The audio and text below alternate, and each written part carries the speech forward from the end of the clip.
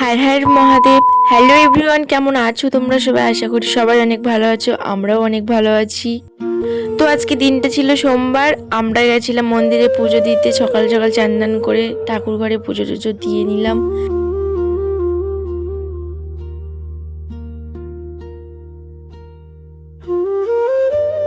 এখন আমরা বেরিয়ে পড়েছি মন্দিরের উদ্দেশ্যে।